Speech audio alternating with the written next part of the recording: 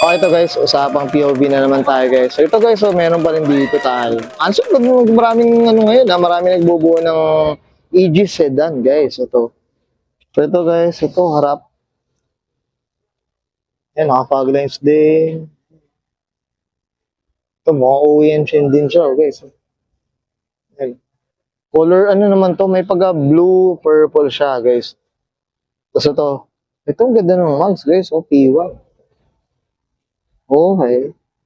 5D. Tayo nagbubuo ng sedan ngayon guys. Okay. So ito mukhang not sure tayo kung naka-tint to or tintless siya. Tapos ito guys, iba yung ano niya, yung mismo side mirror niya. Comment down below guys, ganitong ganitong side mirror, ano kaya tawag sa ganito. Ano? Okay.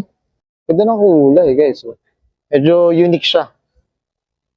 Ito yung loob naman guys. Naka-floating headrest pala to. Okay. So ito naman, ang upuan niya guys, I think it's EGH siya. So comment down below kayo. Sana ma-interview rin natin yung owner na ito. So wala kasi dito. Okay, so ito naman guys. Tayo natin. Ito, naka-spoiler. Naka-wing. EG9 wing, yan. Ano? E1. Okay. Up tayo dito sa owner na ito guys. So, goods na goods yung EG na ito guys.